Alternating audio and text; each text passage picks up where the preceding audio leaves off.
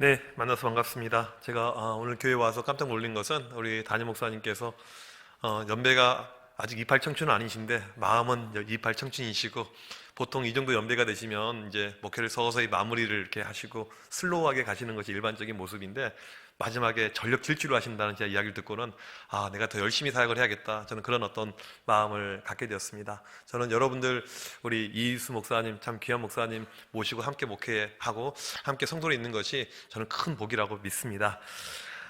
저는 지금 숙대 바로 옆에 있는 청암교회에서 목회를 하고 있는 지 3년째가 이렇게 되었는데요. 부인과 동시에 코로나가 터졌습니다. 그래서 어떤 분들은 제가 코로나를 데려왔다고 그렇게 이야기를 하기도 해요. 그래서 저는 코로나가 전혀 낯설지 않고 이상하지도 않고 코로나와 함께 목회를 시작했기 때문에 그냥 친구처럼 코로나를 지내고 이렇게 있고, 그냥 코로나가 사라지지 않았으면 좋겠다 이런 마음이 요즘 들 만큼 그렇게 목회를 하고 있습니다. 사진을 한번 보여주시면요, PPT 첫 번째 사진을 한번 보여주시면요,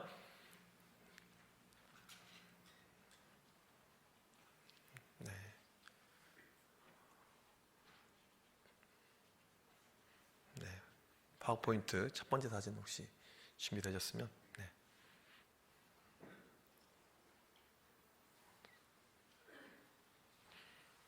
네, 가끔 방송사고가 있을 때가 있습니다.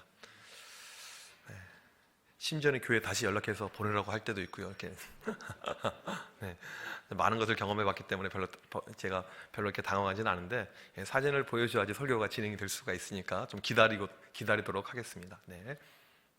첫 번째 사진을 보여주셔서 띄워주시면 제가 그 다음에 이야기를 하도록 하겠습니다.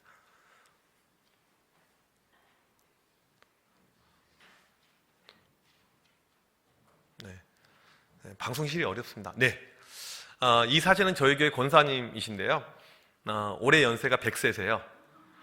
제가 지난주에 권사님 만나 뵙고 왔습니다. 분당에 사시는데 작년까지만 하더라도 매주 교회를 출입을 하셨어요. 저희 교회 용산에 있는데 분당에서 매주 이렇게 교회를 오세요.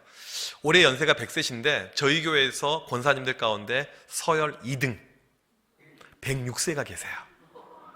그 다음에 지금 100세 권사님이 보이고 있는데 친구 100세가 또 있어요. 저희 교회는 90세 이런 분들이 여러 분 계십니다. 저희 교회 80대 권사님들은요 뛰어다니세요. 70대 권사님들은 토요일 날 와서 교회 청소하십니다. 저희 교회 지금 역사가 74년 된 이 교회예요. 이제 노인들이 상당히 많은 이런 교회인데, 저희 원로 목사님께서 27년 전에 부임하실 때 교회가 너무 고령화됐다라고 이렇게 고백을 했습니다. 저는 27년 후에 부임을 하게 되었어요. 얼마나 교회가 고령화가 되었겠습니까? 제가 다음 세대 사역을 한 23년 이렇게 하다가 담임으로 청빙을 받아서 왔는데, 이제 이런 마음이 드는 거예요. 하나님께서 내가 이렇게 젊은 사역을 오래 했는데 왜 이렇게 올드한 교회에 보내셨을까, 이런 마음이 들더라고요. 그럼과 동시에 코로나가 또 어떻게 터지게 되었습니다. 하나님, 여기서 내가 어떻게 목회를 하면 좋을까, 이런 마음이 드는 가운데 코로나 때 제가 한 가지 느낀 것, 체험한 것은 무엇이냐면, 코로나는 아무것도 안 하고 있으면 안 되더라고요. 무엇인가 해야 돼요. 그 무엇인가 찾아내는 것이 참 이제 우리에게 지혜이고 또 하나님 주신 은혜라고 저는 생각을 합니다. 그리고는 이제 무엇을 할까 고민하다가 다음 사진을 보여주시면요, 저희 아이들 예배 드리는 공간의 입구입니다. 74년 된 교회라고 이야기했는데 사진을 보니까 74년처럼 그렇게 보이지는 않죠. 혹시 보이면 그냥 보인다고 이야기하셔도 괜찮습니다. 네. 우리 아이들 예배드린 공간의 입구예요. 키즈월드. 이걸 이제 제가 와서 이렇게 작업을 쭉 했습니다. 문을 열고 들어가면요, 다음 사진 넘겨주시면, 사진요, 양옆으로 벽화가 있습니다. 오른쪽에는 우리 구약의 이스라엘의 역사에서 연도표로 쭉 나와 있어요. 사울, 다윗 쭉 해가지고요. 저는 이제 교회에서 보게 되면 우리 교회 교육이 있다고는 하지만 참 유명무실인 경우가 많은 것이, 학교에서 아이들이 타정태세, 문단세, 이 조선 왕조실록은 외우고 있지만 이 성경의 역사를 거의 모르고 있습니다. 이것 좀 봐라 해서 한쪽은 구약, 다른 한쪽에서는 예수님의 탄생부터 해서 연대표로 쭉 이렇게 나와 있습니다. 이걸 우리 교회 청년들이 3일 동안 페인팅 작업해가지고 만들어 놨습니다. 문을 열고 들어가 보게 되면 우리 아이들 예배드리는 공간이 나오는데요, 다음 사진 보여주시면요, 네, 이게 저희 아이들 예배드리는 공간입니다. 우리 신성교회 너무나도 교회 잘 만들어가지고 신성교회 비교할 바는 아니지만 이게 저희 아이들 예배드리는 공간이에요.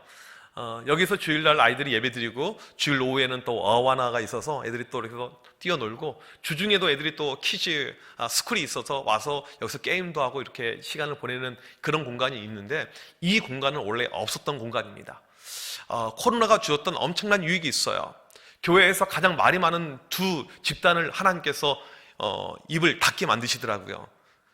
코로나 때 못했던 거 두 가지, 교회 성가대, 교회 주방, 이 두 가지가 없으니까 교회 싸움이 없어졌어요. 저는 하나님의 놀라운 섭리였다고 생각합니다. 방금 여러분이 봤던 이 공간은요, 교회 찬양대실과 여전도의실 4개가 합쳐진 공간을 터버린 거예요. 코로나 때 안 모이니까 이걸 그냥 소리 소문 없이 터서 만들었어요. 그 코로나 좀 잠잠해서 오니까 자기들 공간이 사라져 있었고, 이렇게 아이들 예배드리는 공간을 만들었고요. 다음 사진 보여주시면 여기 안에 뭐 방방도 있고 애들 뭐 게임기도 있고 이렇게 하고 있고, 이제 조금 더 비전을 저희가 품고 나아가서 내년에는 학교를 시작을 하려고 준비하고 있습니다. 다음 사진 보여주시면 내년에 중등가정 학교를 중학교 1학년 12명 모집하는 가운데, 이제 우리 교회가 학교를 해서 우리 아이들이 일주일에 한 번 교회에서 신앙교육 하는 것이 아니고 주 7일 교육을 하자, 그런 어떤 꿈을 가지고 이렇게 있습니다. 네, 우선 사진은 여기까지 됐고요. 나머지 사진 아마 중간중간에 나오게 될 것입니다. 이 코로나가 우리에게 준 많은 변화가 있죠. 전에 우리가 귀하고 소중하게 여기지 않았던 것이 매우 귀하고 소중해졌습니다. 그 중에 하나가 학교이죠. 아이들이 학교를 못 가니까 엄마들이 얼마나 힘들었어요. 또 남편들이 예전에 매일 회사에 출근하다가 재택근무하니까 이게 삼식이가 돼가지고 얼마나 밥 해주는 거 힘들어졌어요. 직장도 귀하고 학교도 귀하고 그런 우리가 마음을 이렇게 갖게 되었잖아요. 저는 이제 코로나 이런 시간을 보내면서 제 안에 한 가지 어떤 마음이 들었냐면, 이제 우리 아이들이 이렇게 온라인으로 수업을 이렇게 많이 받잖아요. 저희 집에 있는 초등학교 6학년짜리 애가 있는데 애도 온라인으로 수업을 많이 들었어요. 참고로 저희 아들은요, 참 괜찮은 아들입니다. 오늘 또 제가 이렇게 교회에 있는데, 아빠 치킨 시켜줘, 꼭 국산으로 시켜줘야 돼, 이렇게 아주 이게 꼼꼼한 아이예요. 허니콤보 아니면 안 먹을 거야, 이렇게 딱 메뉴까지도 정해주는 이런 아들인데, 왜 대단하냐면 작년에도 그렇고 재작년에도 그렇고 친구들을 전도해 왔어요. 여러분, 현장에서 지금 예배드리기가 상당히 어려운데 그럼에도 불구하고 현장에 전도를 해온 아들입니다. 초등학교 학생이요. 대단하죠? 별론가요? 예, 여러분 자녀가 아니니까 별로 반응이 시큰둥하신 것 같습니다. 애가 그렇게 전도에 대한 열정이 있어요. 이제 이 온라인 이학스터 수업을 하는 것을 제가 보니까 한 번 앉으면요, 제 아들은 움직이지 않고 3시간, 4시간씩 수업에 집중하는 아이입니다. 이 컴퓨터 모니터를 얼마나 집중 있게 보는지, 이 아이는 정말 괜찮구나, 아빠 닮아서 애가 공부에 대한, 학업에 대한 이런 진념이 있구나, 이렇게 생각을 했죠. 얼마나 기쁩니까? 애가 어떤 수업을 듣나 궁금하잖아요. 그래서 몰래 쳐다봤더니 유튜브 수업을 듣고 있는 거예요. 왼쪽에는 선생님 얼굴, 오른쪽에는 다른 게임 캐릭터, 그렇게 수업을 듣고 있는 거예요. 제가 코로나 시간을 보내면서 우리가 어쩔 수 없이 유튜브라든지 이런 온라인 채널을 사용을 할 수밖에 없었지만, 과연 아이들이 예배를 제대로 드렸겠느냐, 이게 질문이었습니다. 제가 훌륭하게 여기는 우리 아들이 이 정도라면 일반적인 아이들은 과연 아이들이 예배를 제대로 드렸을까? 코로나 전으로 돌아갈게요. 우리가 어떻게 아이들 예배를 드렸습니까? 자유롭게 예배 드렸습니까? 한 번도 그런 적이 없어요. 애들 안 나오면 집에 쳐들어가서 문을 두드리면서 차로 픽업하면서 애들 앉혀놨잖아요. 안 나오면 전화해서 오라고 해가지고 교회 앉혀놨잖아요. 부모의 강압에 의해서, 또 선생님들의 어떤 압력에 의해서 이 아이들 억지로 우리가 예배를 드렸단 말이에요. 그 아이들에게 자유를 준 거예요. 이제 핸드폰으로 집에서 예배를 드려, 집에서 컴퓨터로 예배를 드려. 그 예배가 성공할 일은 만무했다는 것입니다. 어른들도 힘들어요. 처음에는요, 정장으로 딱 집 앞에 TV 보고 있다가요, 그 다음 주에는요 그냥 대충 편한 복장, 그 다음 주에는요 잠옷으로, 그 다음에는요 예배 도중에 전화가 오면요 화면을 잠깐 정지를 해요. 그 전화를 받아요. 다시 예배 플레이를 시킵니다. 이게 우리의 어떤 모습이었다는 것입니다. 아이들이 이 온라인 시대 때 제대로 예배를 드리기가 너무나도 어려웠다는 것입니다. 제가 감히 말씀드리고 싶은 것은 무엇이냐면, 코로나 때 제가 경험한 한국교회 교회학교는요 실패했다는 것입니다. 왜 제가 실패라는 표현을 쓰냐면요, 우리의 신앙과 믿음은요 전염병, 그보다 더한 것이 오더라도 믿음이 변치 않아야 돼요. 그게 온전한 믿음이죠. 그런데 전염병이 왔다고 2년 동안 우리의 믿음이 엉망이 된 것입니다. 근데 실은 코로나 때문에, 코로나로 인해서 우리의 믿음이 엉망인 것이 아니고, 이미 우리의 모든 지표는요 엉망이었습니다. 지난 10년간 이 교회 학교에 대한 모든 지표들, 한국 교회에 대한 모든 내용들은요 계속 마이너스였어요. 근데 코로나 때 드러난 거예요. 보여지게 된 것입니다. 이 코로나 전에 우리 아이들의 어떤 믿음의 모습을 제가 두 가지만 예를 들어서 설명을 할게요. 그 중에 한 가지가 무엇이냐면, 제가 예전에 아이들 이렇게 청소년들 집회를 다녀보면요 우리 전도사님들이 항상 하는 이야기가 있어요. 목사님 미치겠어요. 아이들이 시험 기간에 교회를 안 나와요. 코로나 전의 상황입니다.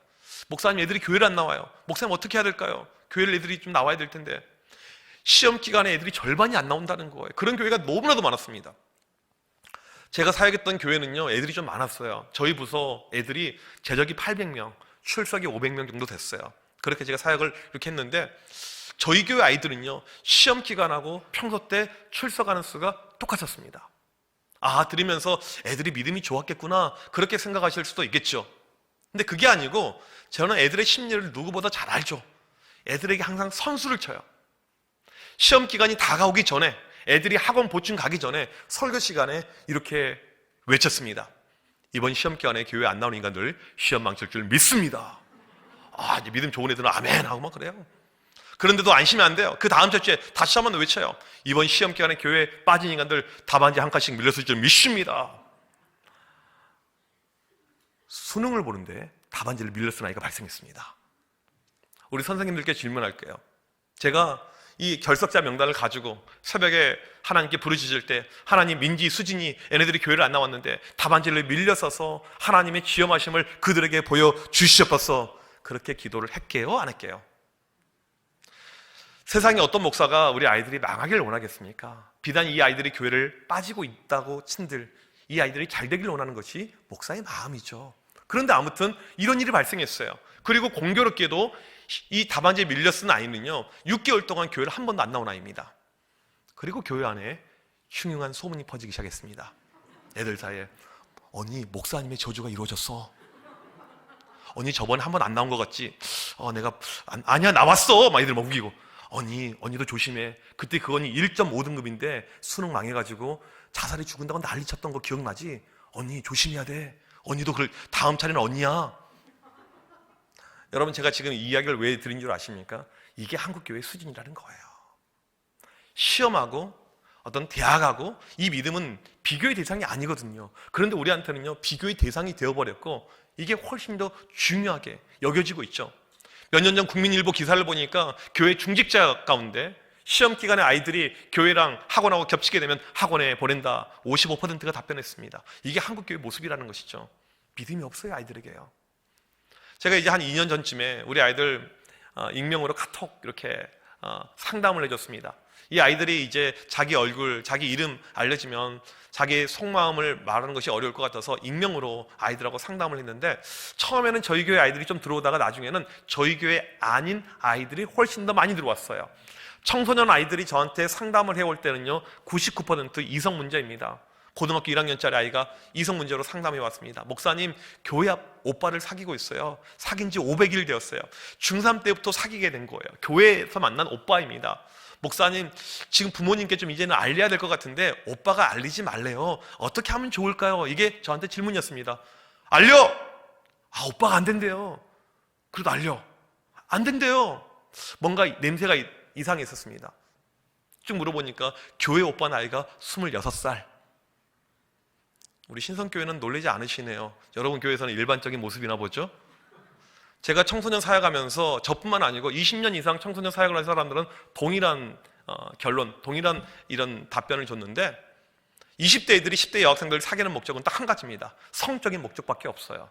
그래서 저는 교회에서 이런 일이 발생하게 되면요 바로 그 자리에서 교사 잘라버립니다. 이건 방법이 없어요. 이제 꼬치꼬치 물어봤더니 중3 때 만난 지 한 달 되었을 때부터 성관계를 맺기 시작했어요. 지금 계속 그렇게 살면서 부모님 속여가면서 그렇게 지금 있고 있는 거예요. 제가 그 아이 상담을 하면서 어떤 생각이 들었냐면, 이게 비단 한 교회의 문제일까? 우리 아이들의 이 사적인 공간에서 이루어지는 이런 죄악들 부모님이 모릅니다. 미안하지만 교회 선생님들도 몰라요. 교회 사역자들도 몰라요. 이게 지금 한국교회 모습이라는 거죠. 믿음이 없어요. 우리는 아이들 숫자가 없다고 항상 가슴 아파하는데, 진짜 중요한 것은요 아이들의 믿음이 없어요. 이게 우리의 문제라는 것입니다. 저는 어렸을 때 제주도에서 자랐습니다. 남재죽은 표선면 토산 1위. 제가 초등학교 입학했던 그 지역이에요. 저희 아버지께서 그때 목회를 하고 계셨는데 아주 작은 이 토산교회라는 교회였습니다. 바닷가에 붙어 있어서 파도가 찰랑거리면 교회 담벼락에 맞을 만큼 그런 곳에 위치한 작은 교회였어요. 저희 동네는 우상이 강한 동네였습니다. 뱀을 모셨어요. 누군가가 시집을 가게 되면 뱀을 단지에 담아서 보내주는 이런 전통이 있는 마을이었습니다. 지금도 그래요. 기독교가 번성하기가 어렵죠. 교인 10명 나옵니다. 제가 초등학교 다닐 때 그때 어떤 모습을 봤냐면요, 부모님이 교회를 안 다니는 형 누나들이 아침에 중학교 고등학교를 가는데 교회 옆에 버스 정류장에서 버스를 기다리는데 그냥 기다리는 것이 아니고 교회 와서 기도하고 학교를 가더라고요. 학교가 끝난 다음에 다시 교회 와서 기도하고 집으로 가더라고요. 여러분, 한국 교회가 전성기 가운데 있을 때 이게 80년대의 모습입니다. 교회 중심, 믿음 생활, 교회 중심. 지금은요, 일주일에 한 번 교회에 오는 것 자체가 어려워졌습니다. 몇 년 전에 강남에서 수험생 기도회를 하는데 어떤 권사님이 이런 기도 제목을 냈어요. 하나님, 우리 아이가 스카이를 갈 수 있다면, 우리 아이가 명문대를 갈 수 있다면 저는 지옥에 가도 상관없습니다. 정말 지옥에 갔으면 좋겠어요. 이게 지금 한국교회의 어떤 실태라는 거죠. 실상이라는 것이죠. 우리 아이들에게 믿음이 없어요. 저는 오늘 여러분들에게 우리 히브리서 11장 말씀을 읽었는데 이 믿음장이죠. 우리 믿음의 세대들을 보게 되면 목에 칼이 들어와도 이 믿음을 포기하지 않았습니다. 염소의 옷, 양의 옷을 입혀서 로마 콜로세움의 짐승의 밥이 되게끔 했는데도 불구하고 믿음을 포기하지 않았습니다. 사람을 톱으로 켜서 죽였어요. 예레미야는요, 톱으로 켜서 쓸림 받아서 죽임을 당했습니다. 그럼에도 불구하고 믿음을 포기하지 않았습니다. 그런데 이 시대에 우리의 문제는 무엇이냐면 다른 것이 아니고요, 믿음이 없다는 것입니다. 저는 이 코로나 시간을 보내면서 믿음이 없는 것이 만천하에 드러나게 되었는데 오늘 여러분들에게 우리의 믿음을 회복할 수 있는 세 가지를 말씀드리려고 합니다. 첫 번째로 우리에게 필요한 것은 무엇이냐면 주일 예배의 회복이 필요합니다. 혹시 화면 있으면 보여주시면. 네, 주일 예배의 회복이 필요합니다. 여러분, 잘 되는 교회와 잘 되지 않는 교회 차이는요, 다른 데 있지 않습니다. 예배예요. 교육부서도 동일합니다. 잘 되는 교회와 학교와 잘 되지 않는 교회 학교의 차이점은요, 예배 가운데 있습니다. 저는 여기에 모든 것을 올인했어요. 예배가 가장 중요해요. 이 교회 학교가 회복해야 될 본질은요, 다른 데 있지 않습니다. 오직 예배입니다. 예배가 되면 교회 학교는 된 것이고 예배가 안 되면 교회 학교는 안 되는 거예요. 다른 어떤 아무리 좋은 시스템, 돈이 아무리 많이 있다고 할지라도 이 예배가 안 되면 안 되는 것입니다. 교회의 모든 것은 예배예요. 그러면 우리 아이들의 예배 어떻게 드리고 있는가, 우리가 4가지 질문을 던져볼 수가 있습니다. 첫 번째 질문은 무엇이냐면 우리 아이들에게 예배를 사모하는 마음이 있는가. 이건 무엇이냐면요, 토요일이 되었는데 선생님들에게 연락이 옵니다. 선생님, 내일 주일이죠. 저 너무나도 교회 가고 싶어요. 저 교회 가고 싶어 미치겠어요. 그렇게 연락을 매주 받고 계시는 선생님 계시면 손 들어보겠습니다. 아무도 없어요. 사모하면요, 가고 싶어요. 사모하면요, 만나고 싶습니다. 두 번째 질문은 무엇이냐면 우리 아이들 지각은 안 하는가, 이거예요. 여러분, 예배는요, 준비된 마음으로 갈 때 이게 진짜 예배예요. 지각은요, 제가 예전에 교회에서 일부 예배 안내를 쓰고 있는데 한 가지 놀라운 비밀을 발견했습니다. 매주 15분 지나면서 오시는 분들이 있는데 같은 분들이에요. 여러분, 지각은요, 어쩌다 한번 하는 것이 아니고요, 반복적인 습관적인, 이건 죄입니다. 죄. 이게 쓰나미처럼 번져가요. 아주 안 좋죠. 제가 코로나 시국에 무엇을 발견했냐면요, 유튜브 온라인 이 줌 송출하는데 와, 유튜브도 지각해서 들어오더라고요. 줌도 지각해서 들어오더라고요. 우리 가운데 지각이 있으면 안 되죠. 세 번째 질문은 이것입니다. 예배 시간에 딴짓은 안 하는가? 저는 아이들 예배 드릴 때 핸드폰 무조건 걷고 시작합니다. 핸드폰은 일만하게 뿌리가 되니 이게 하나의 슬로건이 되어가지고 애들에게 이게 유혹거리가 되죠. 모든 것을, 환경을 이미 세팅을 합니다. 예배에 집중할 수 있게끔. 제가 작년에 우리 아이들 이 수련회를 한 군데 인도하는데 50명 아이들이 온라인으로 줌을 통해서 들어와서 참석을 하게 되었습니다. 그런데 신기한 일이 발생했어요. 50명의 아이들이 줌을 통해서 들어왔어요. 여러분, 유튜브와 줌의 차이를 알 것입니다. 유튜브는 일방적인 소통이 이 송출이고 줌은 나랑 소통하겠다는 뜻이잖아요. 서로 얼굴을 보는 것이 줌이잖아요. 50명의 아이들이 들어왔는데 48명이 화면을 끄고 있어요. 왜 껐을까요? 1번, 너무나도 바쁜 일이 있어서. 2번, 지금 얼굴을 화장 안 해가지고 이 쌩얼을 보여주기 어려워서. 이 이유가 과연 무엇일까요? 아이들이 이미 길들여져 있는 거예요. 그냥 화면 켜놓고 다른 거 타는 거예요. 수련인데, 말씀의 시간인데. 이게 영적인 이미 지금 나쁜 습관이 만들어져 있다는 것입니다. 네 번째, 내가 드릴 예배를 위해서 얼마나 기도하는가, 이것입니다. 교육학자들이 하는 이야기가 무엇이냐면, 우리 아이들, 내가 드릴 예배를 위해서 유치부 이상 되는 아이들은 기도할 줄 알아야 된다. 하나님, 내일 주일인데 은혜를 주옵소서. 우리에게 은혜가 필요합니다. 기도할 줄 알아야 된다는 것입니다. 저는 사역할 때 다른 데 집중하지 않았습니다. 오직 예배였어요. 모든 집중은 예배였습니다. 지금 제가 목회하고 있는데 제 모든 관심은요, 주일 예배예요. 주일 1부, 2부, 3부 그 예배 가운데 모든 집중이 있습니다. 항상 제 모든 관심은 예배예요. 예배가 되면 교회는 되는 것이고, 예배가 안 되면 안 되는 것이고, 예배가 되면 믿음이 올라가는 것이고, 예배가 다운되면 믿음이 다운되는 것입니다. 제가 전에 사역했던 우리 아이들 이 예배 드렸던 영상을 이 시간에 보여드리려고 하는데요, 이 영상을 제가 보여드린 이유는 아이들이 많고 교회가 커서 이것 때문에 보여드린 것이 아닙니다. 여러분들, 이 영상을 보시면서 우리 가운데 비전이 생겨야 됩니다. 예배는요, 사람 많고 적음이 중요한 것이 아니에요. 한 명이 예배를 드리더라도 성령 안에서 자유함 가운데 온전히 예배하게 되면 그 예배가 참된 예배가 되는 것이죠. 제가 그런 비전을 가지라고 이 시간에 영상을 보여드릴 테니까요, 영상 준비되셨으면요, 영상을 틀어주시면 감사하겠습니다.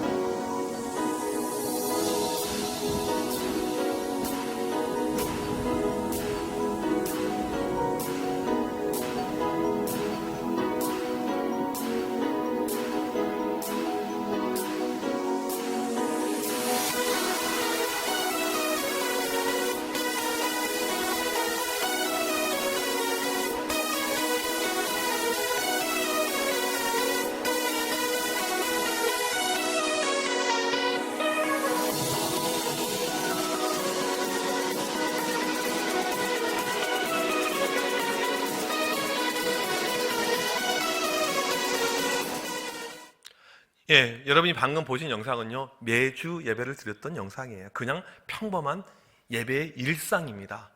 애들이 주일날 이렇게 예배를 드려요. 주일날 탐방들을 많이 왔었습니다. 보통 주일날 자기 교회 안 가고 여기에 전국에서 3교회, 4교회씩 탐방을 왔어요. 보면 깜짝 놀라요. 끝나고 아이들에게 질문합니다. 너희들은 왜 이 교회 다니니? 애들이 하는 답변이 항상 동일했어요. 예배 때문에요. 예배가 좋았어요. 예배가 특별했어요. 예배가 재밌었어요. 예배가 은혜가 있었어요. 여러분, 모든 것은 예배를 통해서 결정이 되는 것입니다. 우리가 꿈꿔야 될 것은 어떻게 하면 우리 주일학교, 우리 교회학교 예배를 정말 아이들 눈높이에 맞춰서 이 아이들이 하나님을 영과 진리로 체험할 수 있는 예배가 될 수 있을 것인가, 그거에 우리가 올인해야 됩니다. 여러분, 방금 보신 이 예배가 이렇게까지 세워지기 위해서 가장 중요한 것, 제가 한 가지만 말씀드리겠습니다. 여러분, 예배를 예배되게 만드는 가장 중요한 요소가 무엇이냐면요, 기도입니다. 예배의 수준은요, 기도의 수준이에요. 여러분, 이 아이들이요, 한 번 들을 예배를 위해서 4번의 기도회가 있습니다. 토요일 날 120명 정도 되는 이 아이들이 예배를 준비해요. 마지막에 토요일 저녁에 기도회가 있습니다. 주일날 아침에 예배 시작하기 2시간 전에 와서요, 또 예배 준비하면서 기도회가 있고요, 1시간 전에 저랑 같이 강대상 위에서 기도하고요, 예배 끝난 다음에 한 번의 기도회가 더 있습니다. 여러분, 코로나 때 제가 가슴 아팠던 것은 무엇이냐면 한국교회가 너무나도 멈춰버렸습니다. 그런데 진짜 가슴 아픈 것이 무엇이냐면 기도를 멈춘 거예요. 여러분, 다른 것은 우리가 멈출 수가 있었지만 기도는 멈춰서는 안 됐었거든요. 기도가 제일 중요한 것이거든요. 예배가 예배되기 위해서 우리에게 필요한 것은 기도입니다. 여러분, 우리 선생님들, 여러분들에게 제가 도전하고 싶은 것은 무엇이냐면 나는 교사로서 얼마나 기도하고 있는가, 우리 부서를 위해서 내가 얼마나 기도하고 있는가, 나는 얼마나 기도의 사람인가. 여러분의 기도의 소리가 커질 때, 이게 기도의 소리가 하나 될 때 그때 되는 것입니다. 우리 아이들은요 보고 따라가는 거예요. 기독교 교육이 무엇인지로 아십니까? 기독교 교육은요 말로 하는 것이 아닙니다. 교육은 분박 공부 말로 1시간 한다고 해서 이게 이루어지는 것이 아니에요. 샘플링이고 모델링이에요. 애들이 선생님 모습을 닮아갑니다. 봅니다. 저희 교회 한 달에 한 번씩 온가족 새벽 기도회가 있어요. 내일 새벽이 바로 그날입니다. 저희 교인들의 절반이 와요. 꽤 많이 옵니다. 저희 교회는 교인의 절반이 경기도권에 살고 있어요. 분당, 일산, 파주, 수원, 인천. 토요일 날이요 한 달에 한 번씩, 지금 코로나 전국임에도 불구하고요 교인들 절반이 와요. 애들도 같이 옵니다. 제가 이것을 강조하는 이유가 무엇이냐면 한국 교회가 가지고 있는 가장 장점이 있습니다. 기도예요. 우리처럼 기도 많이 하는 민족이 어디 있습니까? 우리처럼 기도로 승부하는 데가 어디 있어요? 이 건축할 때 어떻게 했습니까? 기도로 하지 않았습니까? 그런데 우리 아이들 세대에 기도가 없어졌어요. 기도는요 어떻게 가르쳐 주는 거냐면요 설교를 통해서 아닙니다. 보여주는 거예요. 그래서 한 달에 한 번씩 기도의 자리에 아이들까지 오라고 해가지고 같이 있는 거예요. 그 자리에서 주여 주여 외치는 그 소리, 권사님의 눈물 흘러가면서 외치는 그 소리, 그것을 보면서 이 아이들이 따라가는 것입니다. 여러분, 우리 교회가 지금 회복해야 될 것은요 다른 데 있지 않고 저는 바로 이 기도의 회복이라고 생각합니다. 우리 교회 학교, 우리가 기도의 소리를 높이고 기도를 회복하고 기도로 가게 되면 반드시 저는 예배가 된다고 확신합니다. 예배의 회복, 이게 우리가 반드시 해야 될 1번, 첫 번째 중요한 것입니다. 두 번째 우리가 회복해야 될 것은 무엇이냐면 영성의 회복입니다.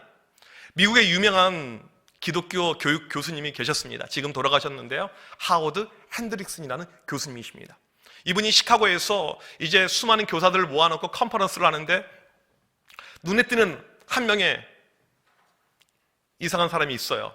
교사들만 있어야 되는데 딱 봐도 너무나도 나이가 많이 보이는 할머니예요. 할머니, 올해 연세가 어떻게 되세요? 83입니다. 83이라는 거예요. 할머니, 여기를 왜 오셨습니까? 저 교사입니다. 저 중등부 교사입니다. 혹시 오늘 우리 중학생 담임하는 선생님들 계신가요? 중학생? 예. 80세 아직 안 되셨죠? 네. 80세시라는 거예요. 40년 동안 중등부를 하셨다는 거예요. 그러면 여기를 왜 오셨냐고요. 이 질문하니까 이때 이 할머니 선생님이 뭐라고 이야기하냐면 82때보다 잘하기 위해서 왔습니다. 우리 이제 교육자들 입장에서요, 교회에서 보게 되면 좀 어려운 교사들이 있습니다. 어떤 교사가 어렵냐면요, 한 부서에서 오랫동안 있는 터줏대감들. 우리 선생님들 잘 들으셔야 되는데 무엇이냐면요, 물이 고여 있잖아요. 고인 물이 잘못하면 썩은 물이 될 수가 있습니다. 그러면 고인 물이 썩은 물이 되지 않기 위해서 필요한 것은 무엇이냐면 물꼬를 터야 돼요. 이 튼다는 말은 무엇이냐면 끊임없이 내 안에 무엇인가 집어넣어야 됩니다. 계속 받아 넣어야 돼요. 받아 넣어야 됩니다. 이 83세 교사 선생님처럼 무엇인가 내가 계속 관심을 갖고 공부하고 나를 채우고 영적으로 성장시키고 이것이 있을 때 썩지 않은 물이 될 수가 있다는 것입니다. 83 이 할머니 교사 선생님 40년 중등부 하셨어요. 이분을 통해서요 80명의 주의 종이 나왔습니다. 한 명의 교사를 통해서. 교회들마다 항상 교사가 부족하여서 난리잖아요. 교사는요 사람이 없어서 부족한 것이 아니고요 쓸만한 교사가 없어서 어려운 것입니다. 한 명의 교사 83. 저랑 이제 개인적으로 이 교제하는 목사님 가운데 수원에 웨이처치라는 교회가 있습니다. 박대원 목사님이라는 목사님이 계시는데 이 목사님은 아이를 낳을 수가 없어가지고 아이를 2명을 입양을 해요. 그리고 참 이 입양을 했는데 너무나도 멋있는 이런 아름다운 스토리를 가지고 있어서 재작년 12월 달에 KBS 인간극장에 일주일 동안 이 목사님의 삶의 스토리가 나올 정도로 대단합니다. 제 친구의 여동생이 사모예요. 그러니까 이제 친하죠. 근데 이 목사님이 이제 이야기를 들어보니까 어떤 이야기를 하냐면 본인이 입양을 해가지고 이렇게 아이들을 키우면서 어떤 사회적인 작은 문제라도 내가 좀 해결하고 도움이 되겠다라고 생각을 했는데 입양을 하는 과정에서 미혼모들의 삶을 발견합니다. 그리고는 이 목사님이 교회를 개척했어요. 미혼모들을 위한 교회. 미혼모들을 특화한 교회를 개척했어요. 그러니까 일반 정부나 이런 지자체에도 하기 힘든 일을 이 목사님이 지금 하는 어마어마한 일을 하고 있는 것이죠. 그러면서 저에게 했던 이야기가 있어요. 목사님, 교회 안에 이 청년들의 문제가 어떤 줄 아십니까? 교회에서 참 참해 보이고 신실해 보이는 자매, 매주 싱어 찬양팀을 하고 있는데 임신을 한 거예요. 조용히 애를 지우고 그 다음 주에 계속 싱어를 쓰고 있다는 거예요. 이게 한국교회 모습이라는 것입니다. 여러분, 이게 청년만 그런 것이 아니고요, 우리가 일주일 동안 죄악 가운데 찌들어 살다가 그냥 애들 교사로 섬기는 그런 일이 충분히 발생할 수가 있다는 것입니다. 내가 훈련되어 있지 않고 내가 하나님 앞에 끊임없이 코람데오 정신으로 무엇인가 엎드리고 받아들인 것이 없으면 충분히 이런 문제가 우리 가운데 생길 수가 있다는 것입니다. 코로나 때 많은 선생님들이 힘이 빠졌어요. 옛날에는 애들하고 떡볶이도 먹고 치킨 피자 먹으면서 재밌게 놀았는데 그게 불가능해졌거든요. 애들 얼굴도 못 본 아이들이 있습니다. 출석부에만 남아있는 유령 아이들이 있는 거예요. 화면으로만 보는 아이들이 있습니다. 내가 교사를 해야 되나 말아야 되나. 우리 선생님들은 그런 마음이 크고요. 지금 코로나 이제 회복하는 가운데 교회에서는 어떤 마음이 있냐면 교사들을 다시 모아야 되는데 어떻게 하면 좋을까, 이런 마음이 많이 듭니다. 저는 우리 선생님들에게 항상 하는 이야기가 있어요. 교사는요, 많은 수가 중요한 것이 아니고 준비된 교사, 훈련된 교사, 영적으로 서 있는 교사가 중요하다, 그 이야기를 합니다. 저는 아이들 사역을 할 때요, 중점적으로 여겼던 것이 제자훈련이었습니다. 우리 중학생, 고등학생 아이들을요, 매일 기도, 매일 말씀, 매일 큐티, 매일 암송, 이것을요 중학교 1학년 들어오면 고등학교 3학년 졸업할 때까지 시켰습니다. 이 아이들이 달라져요. 그냥 예배만 드려서는 달라지기가 어려운데 매일 영성 생활하면서 아이들이 달라집니다. 학교에 가서요, 영교시 때 애들이 청소년 매일 성경을 펴고 큐티로 시작합니다. 여러분, 하루를 큐티로 시작하는 아이랑 그냥 시작하는 아이는요, 인생이 달라질 수밖에 없습니다. 이건 하나님의 놀라운 섭리와 은혜의 길이라고요, 다른 길이라고, 이 차이가 있는 것입니다. 여러분, 이 아이들이요, 그냥 학교에서 큐티로 끝나는 것이 아니고요, 기독교인으로 살아내려고 애를 써요. 우리 한국교회 아이들은요, 어떤 아이들이냐면요, 믿음 생활을요 이순신 장군처럼 합니다. 내가 교회 다니는 것을 아무에게도 알리지 말라, 이렇게 해요. 믿음 좀 있는 아이들은요, 급식 먹을 때 숟가락을 떨어뜨리면서 주우면서 아멘 그래요. 기도도 못해요. 이게 아이들의 모습입니다. 학교에서 큐티를 하면서 믿음을 드러내요. 빛과 소금으로써 애들이 믿음 가운데 든든히 서죠. 이 아이들이 교회 주축이 돼서 나아가는데 수련회 때가 되면 그 아이들의 믿음의 모습이 드러납니다. 어떻게 해요? 저는 수련회가 되면요, 집회를요 저녁 7시에 시작해서 새벽 1시에 끝냈습니다. 중학생들 그렇게 앉아있으면 보통 일이 아닙니다. 한 명도 이동 못해요. 문이 잠겨져 있습니다. 사람은요, 훈련되면요 충분히 따라와요. 미리 생리적인 현상 조절하고 미리 음료수, 물 준비하고 충분히 할 수가 있어요.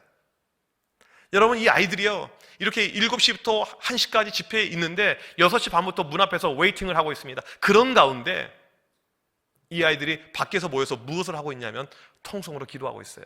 그런 아이들이 150명, 200명. 하나님 이 밤에 우리에게 은혜 주옵소서. 은혜 아니면 우리가 살 수가 없습니다. 여러분, 이 아이들이 밖에서 운동장에서, 광장에서, 복도에서 기도하고 있어요. 오늘 말씀 히브리서 11장 38절에 나온 말씀처럼 이런 사람은 세상에 감당하지 못한다고 했는데 그런 믿음의 모습이 충분히 아이들 가운데 가능하다는 것입니다. 우리는요, 이 아이들의 영성하게 되면 상당히 폄하시켜서 낮게 봅니다. 내 수준 그 정도밖에 못 봐요. 하나님의 일하시면요, 우리의 생각과 수준을 뛰어넘어서요 엄청나게 올라갑니다. 여러분, 그날 그 광경을요 오신 강사 목사님 보면서요 깜짝 놀라요. 기절초풍하죠. 여기서 끝난 것이 아니에요. 아까도 이야기했지만 교회들마다 교사가 부족하다고 했잖아요. 제가 보니까 이 아이들 교사시키면 되더라고요. 교회에서 제일 좋은 것은요, 애들 키워서 써먹는 거예요.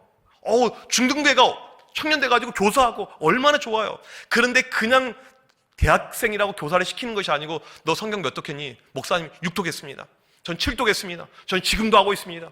하루도 빠지지 않고 말씀을 읽고 있고 애들이 큐티 생활을 하고 있고 영적으로 서 있는 아이들은요 교사의 자격이 되는 것입니다. 중요한 것은 무엇이냐면요, 제가 저희 부서 청소년 부서 85명의 교사가 있었는데 그 중에 45명이 대학생이었습니다. 45명이 대학생이었는데 저희 동네에는요 대학교가 그렇게 많이 없어요. 이 아이들 대학교가 서울, 경기도권, 대도시권 매주 와요. 매주 금요일 토요일이면 옵니다. 다 와요. 제가 서울에 와서 이 담임 목회를 시작하게 됐는데 제가 키웠던 이 아이들 가운데 교사 열심히 하고 있는 아이들 한 명도 저 따라온 아이 없습니다.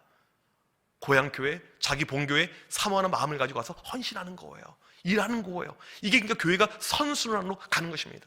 우리가 가져야 될 비전은 무엇이냐면 지금 우리가 키우고 있는 우리 초등부 아이, 우리 고등부 아이, 우리 그 아이들이 나중에 교회 교사도 되고 일꾼도 되고 그런 비전이 우리에게 필요한 것이죠.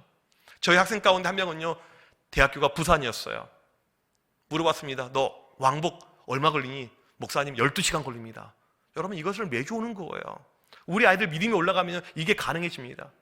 여러분 지금 우리에게 필요한 것은 무엇이냐면 이 교사의 자격, 영적인 부분이라는 것이죠. 나이가 중요한 것이 아니고 영적인 부분, 내가 얼마나 나는 내 영성을 채우고 있는가, 얼마나 나는 영적인 거에 관심을 가지고 있는가, 내 기도 생활과 내 말씀 생활은 어떠한가, 그런 수준을 올려야 돼서 우리가 영적으로 회복하는 것, 이것이 믿음으로 가는 지름길이라는 것입니다. 세 번째로 우리가 회복해야 될 것은 무엇이냐면 영혼 사랑을 회복해야 된다는 것입니다. 1780년대 영국이 산업화가 일어나게 됩니다. 산업화가 무엇입니까? 공장들이 만들어지게 되었어요. 공장들이 많이 생겼습니다. 엄마 아빠들이 다 일하러 가요. 그러니까 아이들이 이제 길가에 이렇게 나와 있는 거죠. 지금은 학교가 있고 학원이 있지만 그것이 없었던 이런 시절에 이 아이들을 돌봐줄 사람이 없어서 이 아이들을 한 명이 돌봐주기 시작합니다. 이 아이들에게 성경을 가르쳐주고 이 아이들에게 수학을 가르쳐주고 이 아이들을 돌봐줘요. 애들이 너무나도 많아져서 이걸 교회에서 해야겠다 하면서 교회 문을 두드립니다. 근데 교회에서 거절해요. 여러분 이것이요 주일학교 운동의 시작입니다. 사진을 보여주시면 그 문을 두드렸던 사람의 이름이 로버트 레이크스예요. 썬데이 스쿨 주일학교의 창시자입니다. 1780년도. 주일학교는 비성경적이어서 안 된다.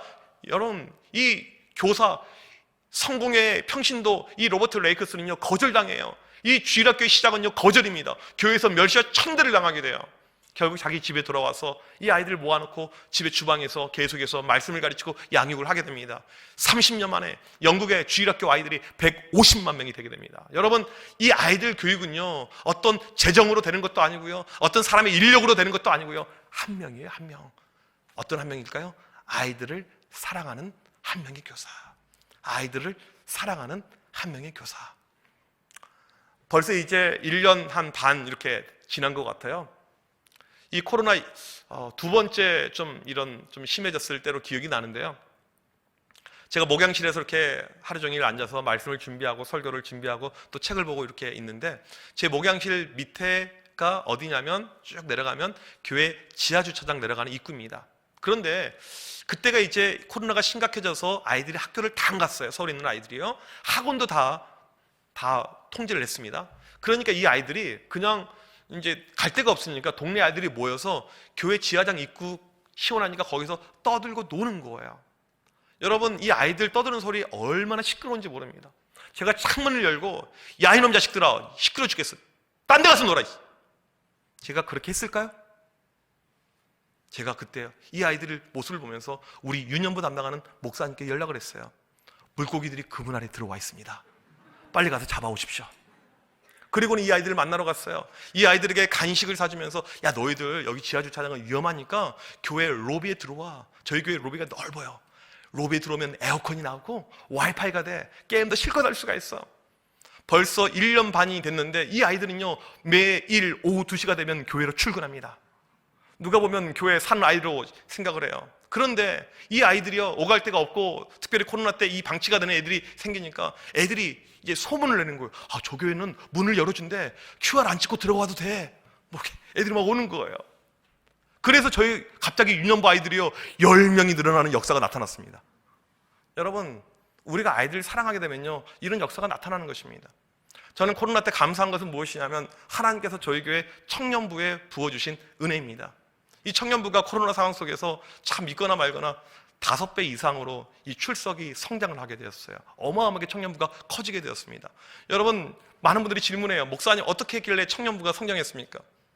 애들 사랑해주면 돼요. 교인들이 만장일치로. 청년들에게 저는 항상 교인들에게 요구하는 것이 있습니다. 청년들 일 시키지 말고 돈을 주십시오. 돈이 없으면 카드를 주십시오. 그러면 되는 거예요. 일 안 시키고 끊임없이 아낌없이 주는 나무.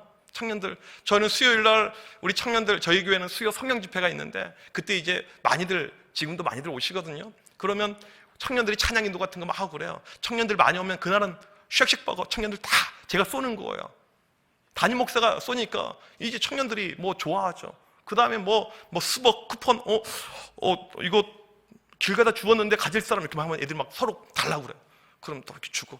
그냥 애들을 사랑해주면 이 애들은 뭐 올 수밖에 없어요. 우리에게 필요한 것은 무엇이냐면 우리 아이들 사랑해주는 거. 그 마음. 다음 사진을 보여주시면요. 이 사진은 제가 요즘에 이제 골 때리는 그녀들 많이 유행하고 있는데 이거 제가 만들었어요, 실은요. 지금부터 10년 전에. 목요일마다 저녁마다 이렇게 이 풋살장에서 저는 코트 2개 해가지고 이 아이들 제가 6개 팀, 많으면 8개 팀 해가지고 이렇게 했는데 여러분 사진에 비춰진 이 아이들 얼굴을 보십시오. 이 아이들 가운데 공부를 잘하고 학교에서 모범생이고 부모님이 칭찬하고 이런 아이 한 명도 없습니다. 정신 나간 놈들이에요. 목요일날 저녁에 학원 안 가고 여기 다 와 있어요, 지금요. 이런 아이들. 저는 개인적으로 사역하면서요 좀 이런 아이들을 좋아했어요. 어떤 아이라고 할까요? 일진들, 양아치들, 이런 아이들 참 제가 좋아했어요. 목사가 일진들, 양아치를 좋아하게 되면요 이 아이들이 교회에 넘쳐나게 됩니다. 참 이게 신기해요. 정기적으로 맛있는 걸 사주고 챙겨주고 하면요 이 아이들이 세상에서 받지 못한 사랑을 교회에서 받으니까요 교회로 자꾸 올 수밖에 없어요. 이제 일반 아이들 보게 되면 연락을 하고 문자, 카톡을 보내도 애들이 씹어요. 댓글 답장이 없어요. 그런데 얘네들은요 믿음 없지만 의리가 있어요. 제가 실수로 전화를요 수업 시간에 전화를 할 때가 있습니다. 일반 아이들 전화 안 받아요. 문자 안 됩니다. 연락 안 와요. 일진들은요 수업 시간에 전화를 받아요. 여보세요? 그래, 수업 시간에. 목사님 지금 걸리면 큰일 나는데 제가 지금 목사님이라 받았습니다. 목사님 지금 맥도날드에 와 있는데 잠깐 나올래? 5교시인데 나와요. 저는 이 아이가 학교를 탈출한 줄 알았는데 그게 아니고 외출증을 끊고 나와요. 정정당당하게. 담임 선생님 입장에서는 애가 학교에 없으면 좋으니까 내보내준 거예요. 이 아이들 얼마나 좋은지 몰라요. 시험 기간 되면 애들이 미치려고 그래요. 목사님 학교가 왜 빨리 끝난지 모르겠어요. 할 게 없어요. 연락을 해옵니다. 방금 그 사진에서 봤던 그 화면에 등장했던 그 모임을 만든 우리 창립 멤버가 있습니다. 4명이서 시작을 했어요. 4명이서.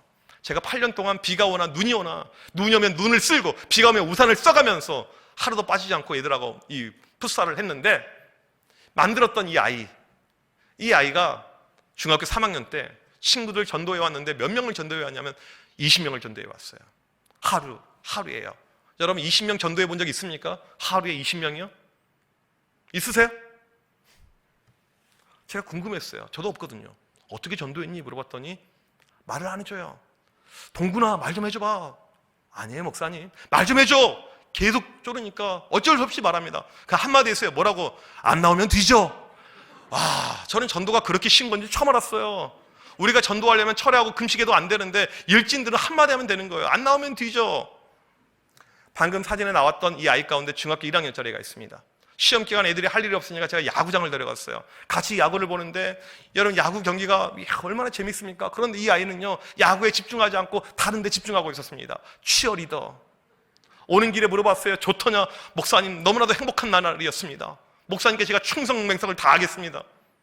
그래, 치어리더 앞자리 앉게 해줄까? 목사님 뭐든지 다 하겠습니다. 그 다음 주에 12명을 전도해 왔습니다. 저는 이 아이들 너무너무 좋아했어요. 저희 교회에 이런 일진들 양아치들이 많이 있었는데 중학교 3학년에 이 아이들 12명이 있었습니다. 근데 교회에서 일진, 양아치 이런 표현을 쓸 수가 없어서 저희 교회에서는 이열이라고 불렀습니다. 이정연의 12제자. 참 이름을 제가 잘 만들었죠.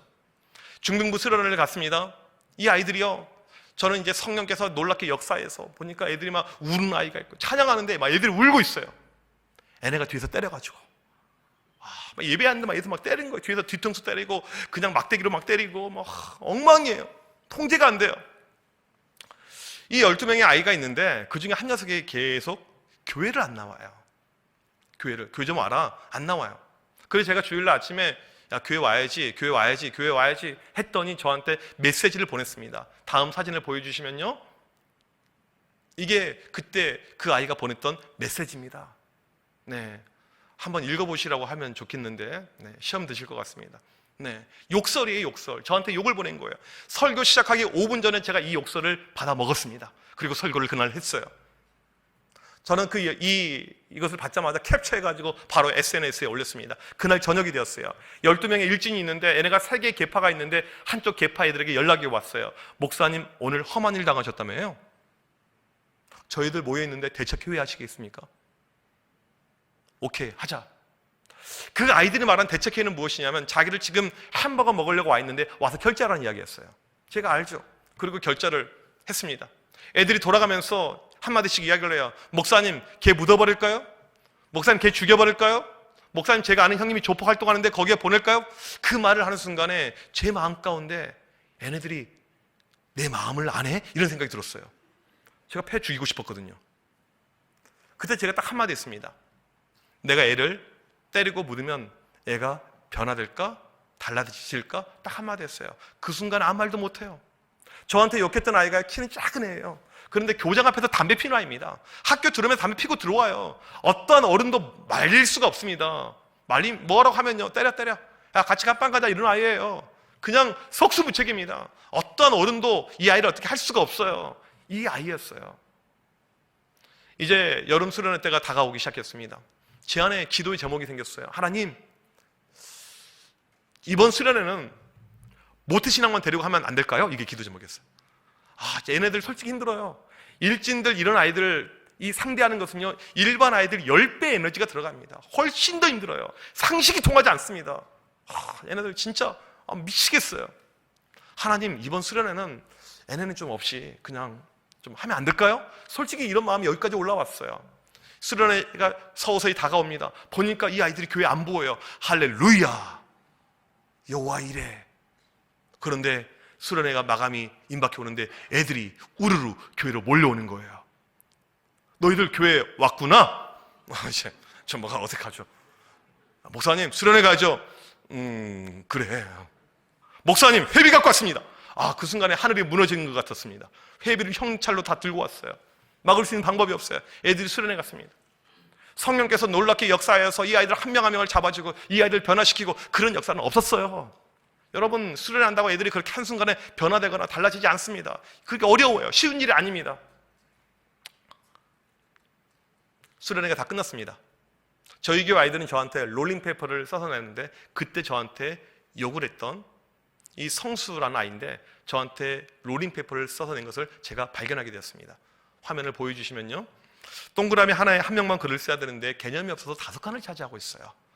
나로 인해서 남이 어떠한 불편을 겪을지 전혀 모르는 것이 이 아이들의 마음입니다. 어떻게 썼냐면 이렇게 썼습니다. 지금까지 저는 목사님께 무례한 행동을 많이 했지만 목사님께서 제게 다 좋아질 거야 등등 저에게 좋은 말만 해주셨습니다. 이번 여름 수련회 때 준원이 형한테 이야기를 들었습니다. 제가 저번에 목사님에게 심한 욕을 했을 때 준원이 형이 저를 엄청 많이 혼내려다가 목사님께서 준원이 형에게 준원아, 내가 성수를 제자로 키울 것이다 라는 말을 했다고 들었습니다. 목사님 많이 죄송하고 존경스럽습니다. 저도 잘 커서 목사님의 진정한 제자가 되겠습니다. 저는 이 아이가 이런 말 할 것을요 1도 생각하지 않았습니다. 애는 안 될 놈으로 제가 판단한 거죠. 이런 아이는요 싹수가 노란 거예요. 애는 절대 안 변해요. 23년 사역해 봤지만 이런 아이는요 안 돼요. 이게 제 안에 있었던 마음이었습니다. 결론이었어요. 애는 안 될 놈이야. 그런데 이 아이가 이런 고백을 하는 거예요. 달라지기 시작했습니다. 교회를 올 때 저한테 전화를 하고 교회를 와요. 제가 아까 물어봤죠. 사모하는 마음이 아이들에게 있냐고. 이 아이는 사모하는 마음이 있어요. 목사님 저 지금 교회 가고 있습니다. 전화가 걸려와요. 주일 아침에요. 이 아이는요 매주 교회 오는 것이 실은 매우 어려운 아이였습니다. 왜냐하면 토요일 날 새벽까지 알바를 해요. 알바가 끝나고 밤을 새고 교회 오는 거예요. 밤을 새고 교회 와서 예배 드리고 자거나 졸지 않고 예배 드리고 집으로 갑니다. 이 아이가요 완전히 달라졌어요. 여러분, 교회에서 문제 있는 아이들, 문제가 보이는 아이들이 있겠지만 그 문제가 영원하리라는 법이 항상 있는 건 아닙니다. 조금만 우리가 인내하고 기다려주면요 자연스럽게 해결되는 경우가 상당히 많아요. 우리에게 필요한 건 인내죠. 제가 이제 교회를 사임할 때 이 성수를 이제 불러서 같이 식사를 하게 되었습니다. 한참 식사를 하고 있는데 잠깐 나갔다 오겠다는 거예요. 식사 중이에요. 그리고 나갔다 오더니 무엇을 가져왔습니다. 다음 사진 보여주시면요 꽃 배달을 시킨 거예요. 목사님의 제자 임성수. 자기가 저한테 했던 약속이죠. 목사님의 제자 임성수.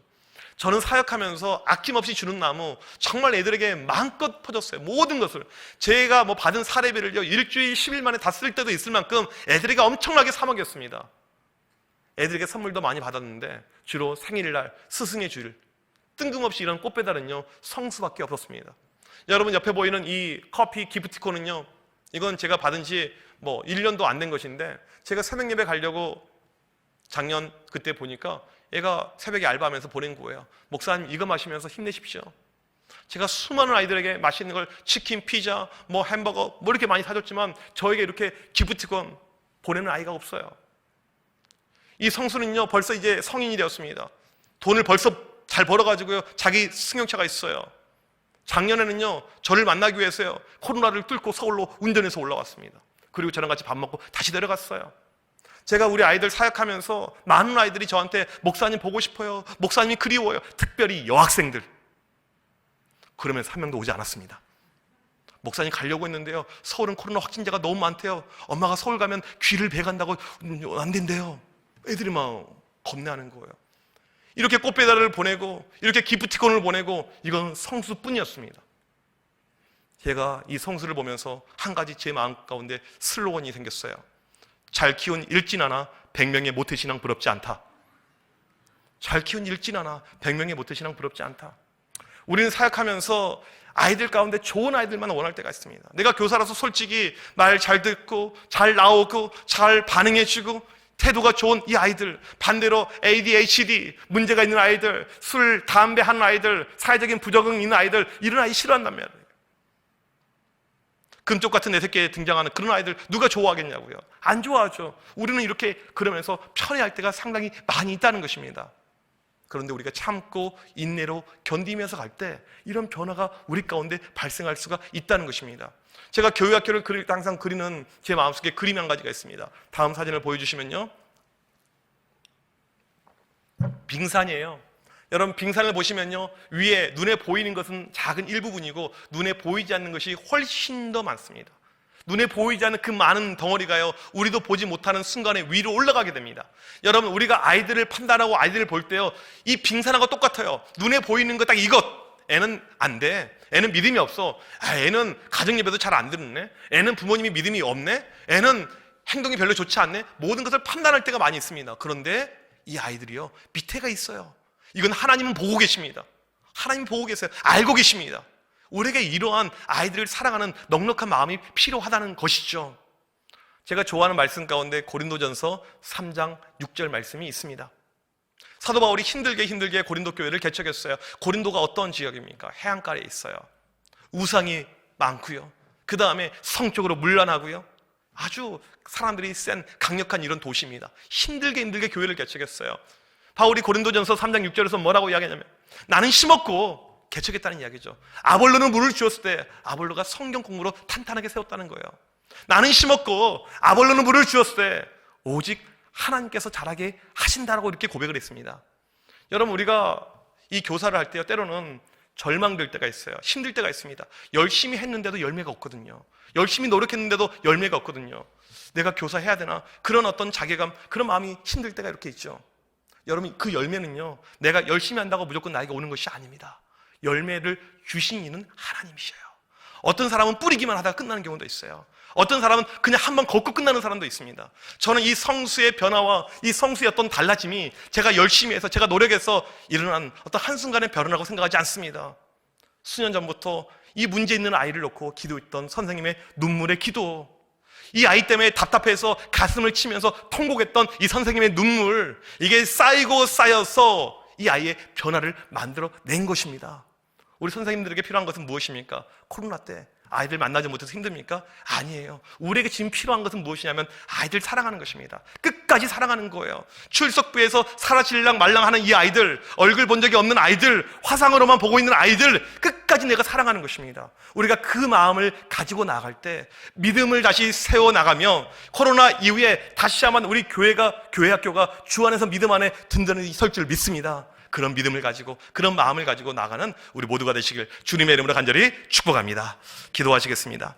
하나님 아버지, 감사합니다. 우리 신성교회를 너무나도 사랑해 주셔서 우리 다음 세대, 우리 교회학교 아이들을 허락하여 주셔서 이 아이들이 이 믿음의 텃밭 안에서 잘 자라게 하심을 감사합니다.